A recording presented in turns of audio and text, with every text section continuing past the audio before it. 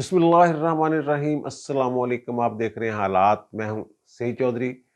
मियां नवाज शरीफ को घर भेजने और इमरान खान को इक़्तिदार में लाने वाले तमाम किरदार जो हैं वो बेनकाब हो गए हैं। चेहरों से नकाब उतर गए हैं। ना सिर्फ नकाब उतर गए हैं बल्कि इनडायरेक्टली वो तस्लीम भी कर रहे हैं कि हमने अच्छे खासे चलते निज़ाम को जो है वो डीरेल किया और इस बंदे को हम इक़्तिदार में लेके आए। इस हवाले से जो जनरल बाजवा साहब हैं वो मुख्तलिफ सहाफ़ियों के साथ बात कर चुके हुए हैं और वो छप भी गई हैं खबरें। और फिर जनरल फैज़ हमीद साहब ये दे चुके हैं बयान। कामरान खान ने बताया कि ना वो उनका मुझे मैसेज आया कि मैं तो जो भी कर रहा था मतलब उसका यही था कि वो जो आर्मी चीफ है उसके कहने पे कर रहा था। और फिर साकिब निसार साहब तो पहले ही उनके बारे में लोगों को पता था, अदालतों में जिस तरह वो कार्रवाइयाँ चला रहे थे और लोगों को बेइज्जत कर रहे थे अदालत में खड़े करके, तो उन उसी वक़्त पता चल गया था। बहुत सारे लोगों को बाबा रहमते बन गया, कभी कुछ बन गया, कभी कुछ बन गया, कभी डैम वाला बाबा बन गया। ये उन्होंने जो-जो किया और फिर जिन लोगों के कहने कहने पे किया, वो अब ढकी-छुपी, मैं पहले भी कहता रहता हूँ कि अब ढकी-छुपी बात है ही नहीं। और फिर आसिफ सईद खोसा साहब के हवाले से जो इंकशाफात किए हैं, मरीम नवाज़ साहबा ने कल उस पे वीलाग मैंने किया था और इस पे फवाद चौधरी साहब ने आज एक ट्वीट खड़का दिए, उस पे भी हम बात करेंगे।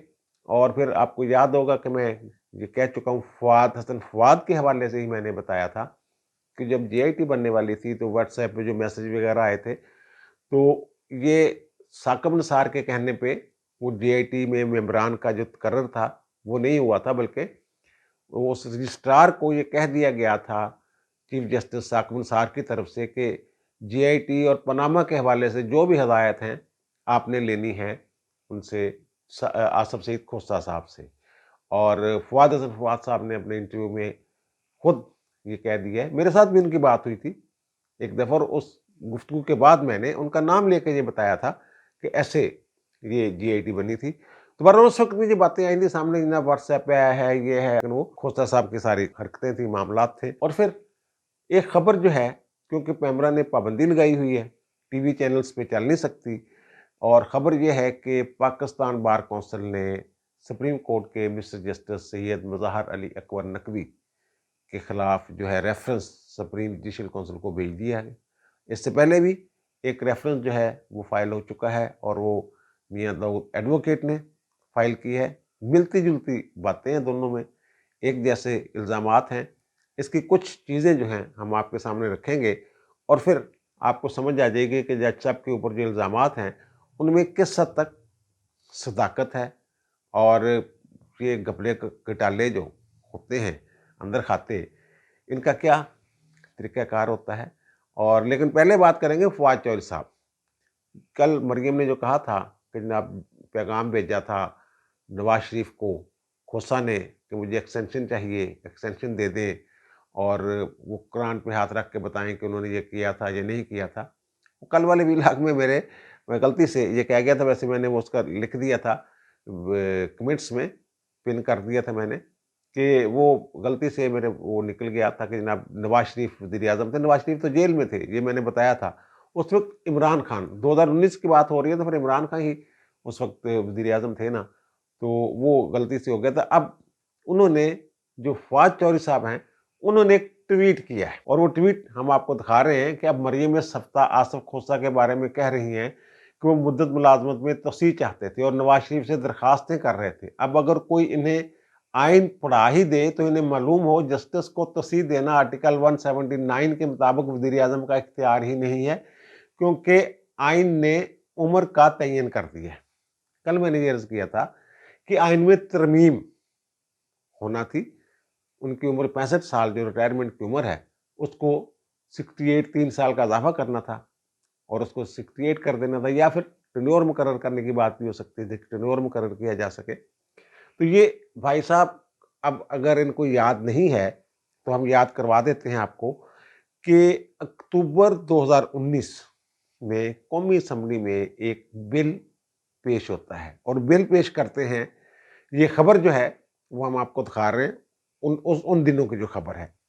तो वो बिल पेश करते हैं जनाब, जो खानेवाल से पीटीआई के रुकने कौमी असम्बली हैं फ़खर इमाम साहब, और मियांवाली से जो एमएनए थे पीटीआई के अमजद अली खान साहब, अमजद नियाज़ी भी उन्हें कहते हैं। ये लोग एक बिल पेश करते हैं कौमी असम्बली में, जिसमें ये कहा जाता है कि जो रिटायरमेंट की उम्र है सुप्रीम कोर्ट के जजों की, वो 65 की बजाय 68 साल कर दी जाए, यानी 3 साल उसमें इजाफा कर दिया जाए। और उसमें उन्होंने जो मिसाल दी थी या दलील दी थी, उन्होंने कहा था कि दौलत मुश्तरका के अक्सर ममालिक है ना, उनके जजों की रिटायरमेंट की उम्र जो है वो 65 साल से ज़्यादा है। उन्होंने कहा था अमेरिका में तो जजों की रिटायरमेंट की उम्र ही नहीं है, कनाडा में 75 ईयर है उम्र, और न्यूजीलैंड में 70 साल है। तो आप भी इजाफा कर दें। कल जो मैंने बात की थी कि खोसा साहब भी चाहते थे कि उन्हें एक्सटेंशन दी जाए, एक्सटेंशन मिले, और इस बाबत जो मरियम ने कहा है अब उसकी तस्दीक हो रही है। मैं कहा मरियम की बात की मैं तस्दीक नहीं कर रहा, लेकिन खोसा साहब की जो ख्वाहिश थी उसकी मैं तस्दीक कर रहा हूँ कि खोसा साहब ने बहुत सारी जगहों पर ये बात की थी, अपनी ख्वाहिश का इजहार किया था। तो अब खबरें ये हैं कि उन्होंने जो उस वक्त के वज़ीर कानून थे उनसे भी बात की थी। वज़ीर कानून ने भी कहा कि जनाब खोसा साहब ने फरमाइश की है कि ये उम्र जो है 65 साल की बजाय 68 ईयर होनी चाहिए, 68 साल होनी चाहिए। ये बिल पेश होता है सितंबर के आखिर में या अक्टूबर के राउंड अबाउट, अक्टूबर 3 अक्टूबर को ये खबर छपी हुई है। तो उन्हीं दिनों में ये बिल जो है ये पेश होता है एक्सटेंशन वाला। अब खोसा साहब ये कोशिश करते हैं कि ज़ाहिर पीटीए वालों ने तो अपना बिल दे दिया उनके बंदों ने। अब आइन में तरमीम के लिए, आइन के आर्टिकल 179 में तरमीम के लिए चाहिए उनको मदद, 2/3 अक्सरियत पूरी करनी होती है ना। तो नून लीग के लोगों की मदद दरकार थी कि अगर वो आ जाते बीच में, वो हो गया जवाब। और जो आर्मी चीफ हैं वो लगे हुए थे, कोशिश कर रहे थे जनाब मुझे तो एक्सटेंशन मिल गई है।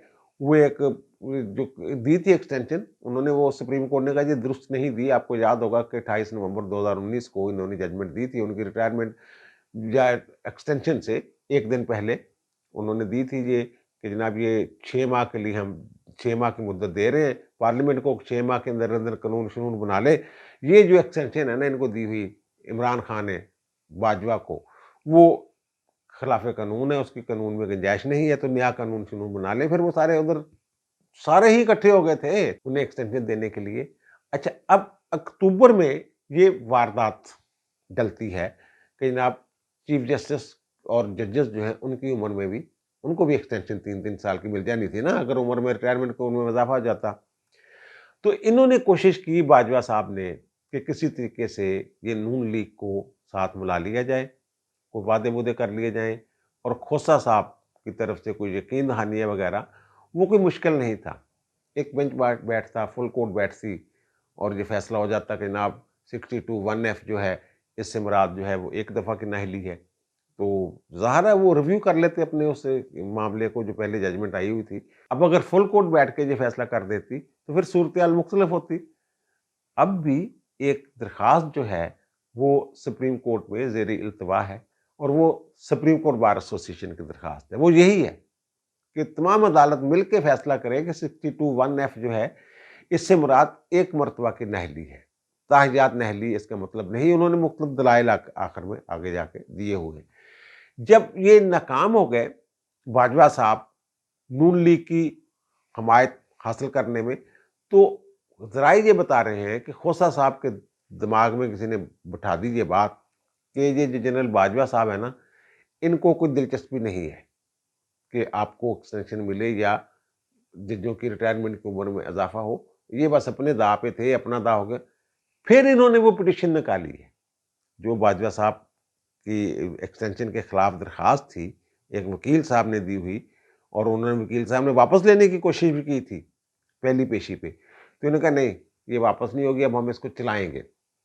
तो वो उनको ये सबक सिखाने के लिए कि भाई तूने नहीं किया। ये अक्टूबर में एक्सटेंशन वाला मामला इनका आया था, बिल आया, और जब पता चला कि ये दाल नहीं गलने वाली तो फिर इन्होंने बाजवा साहब की क्लास ली, और बाजवा साहब को जैसे भी वो हुआ और फिर ये ऐसी बातें भी सुनने में आ रही हैं कि हाँ, इन्होंने ये कहा भी था, वो मुझे अब्दुल कयूम सिद्दीकी साहब बता रहे थे टीवी पे कि जब ये रिटायरमेंट के करीब उन्होंने सहाफ़ियों के साथ गुफ्तगू करते हुए कहा था कि जनाब वो एक्सटेंशन वाली बात सहाफ़ियों ने पूछी कि जनाब ये बातें हो रही हैं, तो उन्होंने कहा जनाब दाना तो डाला जाता है। तो मुझे याद है कि बाकायदा ये लीड शक्ल पे अखबारात में खबर ये शाये हुई थी कि दाना डाला जाता है, ये इन्होंने आसिफ सईद खोसला साहब ने कहा। और फिर इन्होंने ये कहा कि ये मुझे कहा गया कि आपकी जगह तो ये साथ वाली बिल्डिंग है, ऐवान सदर है। मतलब ये कि इन्होंने जब गिला किया बाजवा साहब से कि जनाब देखें, आपने मेरी एक्सटेंशन का वाला मामला जो है वो किया नहीं। उन्होंने कहा जनाब आपने जज रह के क्या करना है? आपके लिए तो ये मेरे वाला मामला कर दो ना हल, जो गलतियाँ-गुलतियाँ हैं सेट सुट कर दो, मुझे एक्सटेंशन मिल जाए वो डिपार्टमेंट से, तो आपके लिए तो ऐवान सदर में जगह बनवा लेंगे, कोई इश्यू नहीं है। इस तरह यार ये अपनी ज़ात के लिए ये खिलवाड़ करते रहे हैं, अदलिया वाले भी, फौज वाले भी। ये 3-4 किरदार जो सामने आ रहे हैं, ये तो बहुत ही गंदे हो गए होंगे। और इन्होंने जो गंद डाला है ना, वो इससे पहले होगा, कालीन के नीचे होगा, लेकिन ये तो उबल-उबल के बाहर आ रहा है। और इसमें मैं इमरान खान को भी क्रेडिट देता हूँ कि उन्होंने एक झाका जिहा जिहड़ा सी ना, उन्हें ख़त्म करने दे विच सबसे पहले तो वैसे ये नवाज शरीफ ने बात की थी, नाम लेने शुरू किए थे। फिर इमरान खान जो हैं, उन्होंने भी बातें शुरू कर दी, खुल्लम-खुल्ला बहुत सारे राज़ उगल दिए। अब मरियम नवाज़ साहबा जो हैं, वो भी खुल के बातें कर रही हैं। उनका तो ज़ाहिर है वो उन्होंने तो करनी करनी है। उनके साथ बीती हुई है, जेलें काटी हुई हैं और अच्छा खासा सिस्टम चल रहा था इस मुल्क का। तरक्की कर रहा था मुल्क। इन्होंने पता नहीं किस चक्कर में आके ये सारा सिस्टम लपेट दिया और अब भीख माँगते फिर रहे हैं, रोटी को तरस रहे हैं। बहरहाल और दूसरी बात जो एक कैमरे ने पाबंदी लगाई है कि टीवी चैनल्स पे जजों के हवाले से, जजों के किरदार के हवाले से ना कोई खबर चलेगी, ना ही टॉक शोज़ में उस पे कोई डिस्कशन होगी। इसलिए एक रेफरेंस फाइल हुआ है पाकिस्तान की सबसे बड़ी वकला की जो तंजीम है पाकिस्तान बार कौंसिल, उसके चेयरमैन एग्जीक्यूटिव कमेटी हसन रज़ा पाशा साहब और हारून रशीद जो उनके वाइस चेयरमैन, उनके तवस्सुत से, उनकी वसातत से सुप्रीम जुडिशल काउंसिल में एक रेफरेंस दायर कर दिया गया है और वो रेफरेंस दायर हुआ है मुज़हर अली अकबर नकवी साहब के खिलाफ। ज़ाहिर है फिर वो सुप्रीम कोर्ट ने रोका, वो सुप्रीम कोर्ट के कहने पे पैमरा ने रोका हुआ है, तो डर रहे हैं लोग सारे जनाब ये सुप्रीम कोर्ट भी कुछ कर सकती है, जो भी मामला हो सकता है। ये अब इसमें देखें, जब जस्टिस काजी फाइज साहब के खिलाफ रेफरेंस आया था, उस वक्त किसी को ना पैमरा को ख्याल आया, ना सुप्रीम कोर्ट को ख्याल आया। उस वक्त तो बाकायदा ये शहजाद अकबर वगैरह और फ़रोग नसीम और ये जो लोग हैं, बल्कि फवाद चौधरी जैसे लोग भी जो हैं, ये बाकायदा प्रेस कॉन्फ्रेंस बयानात देते थे उनके खिलाफ। और फिर जब उनकी काजी साहब का ये देखें कि जब उनका जो केस है सुप्रीम कोर्ट में था, तो उन्होंने बाकायदा एक दरख्वास्त दी थी कि जो मेरा मुकदमा है, इसे बराह रास्त टीवी पे नशर किया जाए। यानी कि टीवी चैनल्स अंदर मौजूद हो, कैमरे लगे हुए हों और पूरी कौम देखे कि अंदर क्या हो रहा है। बहरहाल वो दरख्वास्त को जो पज़ीराई नहीं मिली थी, वो मंजूर नहीं हुई थी और कुछ जजेस का नोट ये भी था कि मुस्तकबिल में इंतज़ामात कर लिए जाएँ कि अहम मुकदमात जो हैं उनकी, इसमें सैयद मंसूर अली शाह साहब का भी नोट था, मेरे ज़हन में थोड़ा-थोड़ा आ रहा है कि उन्होंने कहा था कि मुस्तकबिल में रजिस्ट्रार को हदायत की थी कि अहम मुकदमात की समाअत दिखाने के लिए ये कोई कदगन नहीं लगाई जा सकती, तो ये कोई इंतज़ामात किए जाएँ। उन्होंने कहा था इंतज़ामात नहीं सरेदस्त हो सकते। तो अब जो ये रेफ़रेंस आया है, ये इसमें बहुत सारी चीज़ें वही हैं जो पहले रेफ़रेंस फ़ाइल हो चुका हुआ है, वही उससे मिलती-जुलती चीज़ें हैं। इन्होंने ये अपने रेफ़रेंस में ये नुक्ता उठाया है कि जो जजों का कोड ऑफ़ कंडक्ट है, वो ये कहता है कि जज को अबव होना चाहिए अप्रोच से, यानी रसाई से बालातर होना चाहिए। उसे अपना कंडक्ट जो है, अपना रवैया जो है, अपना किरदार जो है, वो सरकारी और निजी ज़िंदगी में ऐसा रखना चाहिए कि उससे अप्रोच ना किया जा सके। लेकिन जो ऑडियो लीक्स आई हैं परवेज़ इलाही वाली, वो आपको पता ही है, तो वो कहते हैं उसमें ये साफ पता चल रहा है कि ये भाई साहब अप्रोच हो जाते हैं। और वो कह रहे हैं अपने वकील को, जहांगीर जोजा को, परवेज़ लाही के मोहम्मद खान पटियाला जिहड़ा केस है ना, ये मज़ाहर नकवी को लगवाना। और फिर ज़ुबैरी साहब जो हैं, आप ज़ुबैरी साहब आप सुप्रीम कोर्ट बार एसोसिएशन के सदर हैं, वो जब बात करते हैं परवेज़ लाही के साथ, तो वो भी ये बताते हैं कि जनाब, वो कहते हैं ना, वो बात हो गई है तो ठीक हो जाएगा। तो फिर वो कहते हैं जनाब, वो केस जो है गुलाम महमूद डोगर वाला, वो भी वहीं लगवा लें। तो वो कहते हैं अच्छा मैं देख लेता हूँ उसको भी। ये एक तो ये मिसकंडक्ट है, और दूसरा इनकी जो प्रॉपर्टी है, जो करप्शन के इल्ज़ामात हैं, वो भी बड़े अजीबो-गरीब मामलात हैं। और वो कहते हैं, एक जगह पे बयान करते हैं, हम वो हिसाब को दिखा भी रहे हैं कि इन्होंने जो अपनी करप्शन है, मुबैना करप्शन, उसको प्रॉपर्टी के ज़रिए मैनेज करने की और लीगलाइज़ करने की कोशिश की। यानी पैसे बड़े कमा रहे हैं जज साहब। और फिर जज साहब के 2 जो साहबज़ादे हैं, अच्छा पहले वो मैं बता दूँ कि वो जायदाद वाला जो मामला है, वो कहते हैं कि 2021 में इसको लीगलाइज़ करने के चक्करों में अपनी जायदाद को, इन्होंने जो टैक्स रिटर्नें दाखिल की, वो कई मर्तबा उनमें तस्हीह की, चेंज की, तब्दीली की। गुजरांवाला में, डीएचए गुजरांवाला में इनका जो प्लाट-श्लाट था, वो इन्होंने 40,70,000 रुपए में खरीदा हुआ था। और फिर गुलबर्ग 3 में एक प्लाट है। अब इनको जस्टिफाई करने के लिए, इनको जो अपनी टैक्स रिटर्नें हैं, जस्टिफाई करने के लिए उनकी कीमतें आगे पीछे कर रहे हैं। ये सबको पता है कि जब टैक्स रिटर्न दाखिल होती है तो उसमें जो मालियत लगाई जाती है, आपकी जो अराज़ी है, वो उस वक़्त की लगाई जाती है जब आपने खरीदी थी। मसलन एक प्लाट है XYZ, जब वो खरीदा गया था तो उसकी कीमत थी 30 लाख, आज उसकी कीमत है 3 करोड़, लेकिन टैक्स रिटर्न में आप वो 30 लाख ही शो करेंगे। अब ये उसमें फँस गए। अब ये इन्होंने जो गुलबर्ग वाली जगह थी, उसकी जो खरीदी थी, वो तो करोड़ों में खरीदी हुई थी। अब टैक्स रिटर्नें जो हैं, ये उसमें तब्दीलियाँ कर रहे हैं। कभी उसकी मालियत 6 करोड़ बना देते हैं, कभी 7 करोड़ बना देते हैं, कभी 40 लाख 70,000 ही रहने देते हैं, और आखिरकार जाके ये उसकी कीमत जो बना देते हैं, गुलबर्ग वाला जो मामला होता है, 7 करोड़ 20 लाख। यानी दोनों को बराबर-शराबर कर देते हैं ना, कि वहाँ से पैसे निकले और वहाँ आए और हमने वो बना लिए। और फिर ये भी उन्होंने ये लिखा कि इनके 2 साहबज़ादे हैं, सैयद अली इर्तज़ा नकवी और सैयद अली मुर्तज़ा नकवी। ये दोनों वकील हैं, उनका जी 5 साल इनकी प्रैक्टिस है, और केस देखें इनके पास कितने बड़े-बड़े हैं। अब्बा जी जो हैं, जो नहीं कर सकते, मिसकंडक्ट है ये, वो अपने बच्चों की वकालत चमकाने के लिए अब्बा जी बीच में किरदार अदा करते हैं। और फिर रिलायंस प्लाज़ा वाला भी ज़िक्र है इनका, जो उन्होंने शो नहीं किया होगा गुजरांवाला में, वो भी उन्होंने जो रेफ़रेंस है उसमें उसका ज़िक्र किया है। और फिर मतरूका वक़्फ़ अमलाक बोर्ड में जैसे इन्होंने बेटों ने दफ़्तर के लिए जगह हासिल की, अब्बा जी का उसमें क्या किरदार है, ये चीज़ें भी उन्होंने रेफ़रेंस में शामिल की हैं।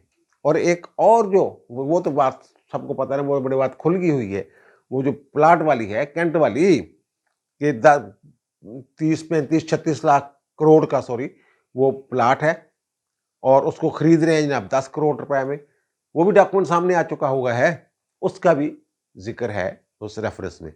लेकिन एक और चीज़ जो है, वो हम आपको दिखा रहे हैं स्क्रीन पे, ये है जनाब कैपिटल स्मार्ट सिटी। वहाँ एक प्लाट है जनाब 500 मुरब्बा गज़ का, और उसकी कीमत है जनाब 54 लाख, और उसमें डिस्काउंट दिया गया है। ये बताएं आप, कौन सी ऐसी फर्म है, या कौन सी ऐसी कंपनी है, या कौन से ऐसे रियल एस्टेट का बिजनेसमैन है जो जिसकी प्लाट की कीमत जो है वो 54 लाख रखी हुई है, और वो डिस्काउंट दे रहा है 46,60,000, और दे किसको रहा है, सैयद तसद्दुक़ मुस्तफ़ा नकवी साहब को। ये पता कर लीजिएगा। ये मज़ाहर नकवी साहब के, मुझे मियाँ दाऊद साहब का ये कहना है कि जनाब उनके, ये भी उनके साहबज़ादे हैं, और ये उनका जो एड्रेस है, जो वोट है, वो GR1 में वही उसी घर में इनका है जहाँ मज़ाहर अली अकबर नकवी साहब रहते हैं। अब ये मुझे बता दीजिए कि 54 लाख का जो प्लाट है, उसमें जो ये काबिल अदायगी रकम जो बयान की गई है उसमें, वो है 5,40,000, यानी 54 लाख का जो प्लाट है विदाउट डेवलपमेंट चार्जेस, वो इनको मिल रहा है 5,40,000 रुपए में। तो इससे अंदाजा लगा लीजिए कि खुले खाबे ने कित्थों पैसे आ रहे ने ते कित्थे जा रहे ने, ते किवें दोनों हत्थां दे नाल दौलत जिहड़ी इकट्ठी की जा रही है। और वहाँ अदालत में बैठ के ऐसी बातें करते हैं कि जैसे ये दूध के धुले हुए हैं, और बाकी सामने जो खड़े हुए हैं वो सारे चोर डाकू चक्के हैं, और ये सारा मामला है। इसको भी आप ओपन कर दीजिए। काजी साहब वाला अगर रेफरेंस जो है, काजी साहब के हवाले से जो बातें होती रही हैं, हालांकि उस वक्त सारी दुनिया को पता था काजी साहब के खिलाफ जो है ये सिर्फ प्रेपोगेंडा है, इनको दबाने के। फैजाबाद धरने वाला जो केस था उसका नतीजा है जो ये सारा कुछ हो रहा है। और अब इनके बारे में वो उनको तहफ़्फ़ुज़ देने के लिए तुल गए हैं जनाब, लेकिन ये नहीं हो सकता। काजी साहब के साथ मुल्क भर की जो वुकला तंजीमें थी वो खड़ी हो गई थी आके। अब यहाँ क्या करेंगे ये? अब तो वुकला खुद आए हैं कि जनाब मुज़ाहिर नकवी साहब को घर भेजा जाए। अगर तो यहाँ इंसाफ का बोलबाला होना है, करप्ट लोगों को पकड़ना है, और खुद एहतसाबी की जो बात हो रही है, खुद एहतसाबी मेरी इत्तला के मुताबिक जो फौज के अंदर हैं हाफिज साहब, उन्होंने कुछ प्रोसेस शुरू किया है खुद एहतसाबी का। जो माजी की गलतियां हैं जो कर गए थे बाजवा साहब, उनको सुधारने के लिए कुछ उन्होंने इकदाम किए हैं, वो मैं अगले व्लॉग में आपके साथ शेयर करूंगा। तो इनको क्या मसला है, अदलिया वाले जो हैं इनको क्या तकलीफ है? ये अगर सबूत हैं वो ला रहे हैं पाकिस्तान बार कौंसिल वाले, तो सुने, और सुन के अगर नहीं वो आप समझते मुतमईन होते हैं कि जनाब नहीं नहीं सब झूठ है, एमी प्रोपेगेंडा है, किसी के कहने पे वो दरखास्तें लेके आ गए हैं, शिकायत लेके आ गए, तो ठीक है उनको डिसमिस कर दें। सुने तो सही ना, लगाएं तो सही ना। बहरहाल ये जो गंद है ना, कल भी मैंने जिक्र किया था, ये साफ करने की जरूरत तो है, होना भी है। आप देख लीजिएगा ये इन्हीं चंद महीनों में, चंद हफ्तों में आपको नजर आएगा कि ये गंद की जो सफाई है ये शुरू हो गई हुई है। अच्छा, जाते जाते एक और बात मैं आपके साथ शेयर करूं, बड़ी दिलचस्प अजीबोगरीब किस्म की बात जो है वो सामने आई है कि इनकी गिरफ्तारी के लिए कोयटा से एक टीम आई, लेकिन कोयटा की हाई कोर्ट ने वो इनके जो वारंट निकले हुए हैं वहां से, तो ये उन्होंने वो मुअत्तल कर दिए 15 दिन के लिए। तो रौला ये पड़ गया कि शायद इनको गिरफ्तार कर लिया जाएगा। एक हंगामी मीटिंग होती है जिसके बाद ये फैसला होता है कि ना 5,000 बंदा हर वक्त बाहर मौजूद रहेगा। आज जब मैं गुजर के आया हूँ तो बंदा शंदा कोई नहीं था वहाँ। बहरहाल चंद एक लोग हैं जो डंडे शंडे लेके फिर रहे हैं वहाँ पे, खान साहब के जो बहुत ज़्यादा जानसार हैं। तो वो भी ऐसी बातें कर रहे हैं जैसे उनके कारकुन जो है वो जहाँ बक हुआ है और उसके अब्बे को बुला के तज़ियत कर रहे हैं कि जनाब खान हमसे तो मिलता नहीं, शायद हमारे अब्बों से ये तज़ियत करेगा जब हमारे साथ कुछ हो जाएगा। तो वहाँ जनाब ये फैसला हुआ कि जनाब इमरान खान के बाद अगर इमरान खान गिरफ्तार होता है, जो कि मसला बन जाता है, तो पार्टी की जो क़यादत है वो जो नायब कप्तान है यानी शाह महमूद कुरैशी साहब वो करेंगे। परवेज़ इलाही का कहीं ज़िक्र-ज़ुक्र नहीं। यहाँ तक तो ठीक है। उन्होंने भी कह दिया जनाब ये फैसला हुआ, उन्होंने बयान भी दे दिए, ये शाह महमूद कुरैशी साहब ने। लेकिन खबर जो अंदर की खबर है, वो ये है कि जो आपको याद होगा कि जब उन्होंने फैसला किया, बाजवा साहब के साथ इनकी मीटिंग हुई, तय हुआ कि जनाब अलीम खां को ले आएँगे हम वज़ीर-ए-आला और बुज़दार को हटा देंगे, तो फवाद चौधरी साहब ने कहा कि एडे खुश ना हो, इन्हें घर जाके भी गल करनी है, यानी पिनकी पीरनी से। अब पता ये चला है जैसे उस वक़्त गड़बड़ हो गई थी, ज़ाहिर तो वही करेंगे ना, जो शाह महमूद कुरैशी साहब, तय तो यही हुआ ना। लेकिन घर से ये खबर आई है, कहा ये गया है, और खान साहब ने इसका इज़हार किया है कुछ लोगों के सामने कि जनाब ये घर से मुझे कहा गया कि शाह महमूद कुरैशी आपकी नियाबत के लिए, आपके नायब के तौर पे फिट नहीं है। यहाँ कोई खातून होनी चाहिए। खातून जो है वो कहती मैं नहीं, यानी बुशरा बीबी जो है वो लीड नहीं करेंगी, बल्कि कुछ और खातून होनी चाहिए जिसका नाम एन से शुरू हो। वो अलीमा बाजी भी हो सकती हैं, कोई और खातून भी हो सकती हैं। ये एक अजीब, अब पता नहीं चंद दिनों तक ये बात खुल जाएगी, खान साहब अंदर जाते हैं, तो जो शाह महमूद कुरैशी साहब जब क़यादत कर रहे होंगे, तो उनके साथ कंधे से कंधा मिला के कोई खातून भी आके अगर खड़ी हो जाती है, तो इसका मतलब तो फिर ये है कि जो बुशरा बीबी का हिसाब-किताब है, उनके जो मौक्कीलीन हैं, वो शाह महमूद कुरैशी के लिए अच्छी सोच नहीं रखते। और शाह महमूद कुरैशी कहीं शाह महमूद कुरैशी के बारे में ये बात है ना, वो हाईजैक कर लेता है। हो सकता है हाईजैक ही कर ले वो जमात को, खान अंदर चले जाए और सारे बाहर बैठ के काम मामला चला रहा हो शाह महमूद कुरैशी। तो वो शाह महमूद कुरैशी पे चेक रखने के लिए कोई खातून जो है, वो ये मैदान में उतारने वाले हैं। ज़ाहिर है उसका कोई ब्लड रिलेशन होना चाहिए इमरान खान के साथ। तो फिर मेरा जो ध्यान है, वो मेरा ध्यान तो जाता है अलीमा बाजी की तरफ। क्योंकि वहाँ जो मुझे बताया गया कि वो वहाँ जो मोक्कल हैं, वो बता रहे हैं कि ऐन से शुरू होना चाहिए, खातून होनी चाहिए, ब्लड रिलेशन होना चाहिए। तो सारी चीज़ें तो फिर अलीमा खान की तरफ जा रही हैं।